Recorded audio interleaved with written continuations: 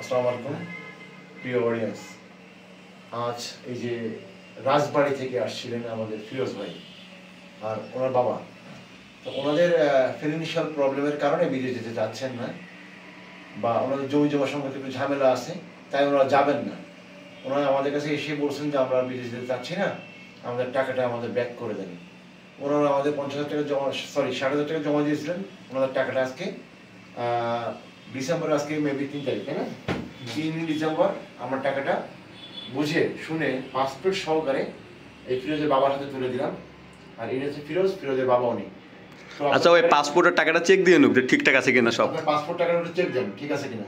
Passport টাকা চেকের ভিতরে মোটামুটি এখানে 25,000 টাকা 60,000 টাকা 25,000 টাকা খরচা দিয়ে, হ্যাঁ, ট্রেনিং খরচ সহ বাদ দিয়ে আপনি 25 টাকা পান, সেটা আপনাকে বুঝে দিয়েছি এবং আরো 5,000 টাকা দেওয়ার প্রতিশ্রুতি দিয়েছি আমরা, এটা পরবর্তী দিব। তাতে করে আপনাদের কোনো বিমত আছে কিনা, বা আমাদের এই travel agency dream international travel agency এর প্রতি কোনো কথা আছে কিনা আপনার? ফিরোজের মুখ থেকে কিছু শুনি আমরা। ফিরোজ, আসলে তুমি তো অনেকদিন ভাইয়া ট্রেনিং করছো আমাদের কাছে, তা আমাদের যে পরিবেশ পরিস্থিতি বা আমাদের যে এজেন্সি অফিস, এটার প্রতি তোমার আস্থা কতটুকু আছে? অনেক ভালো। এই এজেন্সি থেকে আমি অনেক আশ্বাস পাইছি।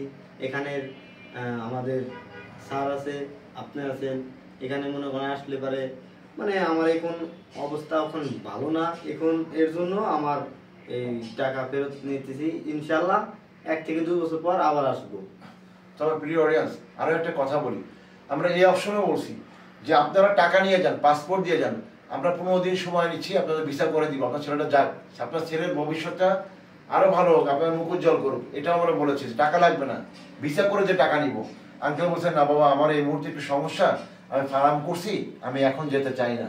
তো ইনশাল্লাহ দোয়া করবেন, আজ না যারা যাবেন আগামীতে যদি যেন আবার আসে, আর তাদের জন্য যেন আমাদের দোয়াটা সবসময় খোলা থাকে আজীবন। আঙ্কেলের কোনো অভিযোগ আছে নাকি আমাদের বিরুদ্ধে? না, কোনো অভিযোগ নেই। আমার জন্য দোয়া করবে না, ফিরোজের জন্য তো দোয়া ভালোবাসা থাকছেই। আলহামদুলিল্লাহ। আমরা মাথায় রাখি যে একটা লোক বিদেশ যাওয়ান হবে, আবার হবে না, না হওয়াটা স্বাভাবিক বা হওয়াটাই স্বাভাবিক, যাই হোক, কিন্তু তার জন্য সম্পর্কের জন্য অবনতি না হয়।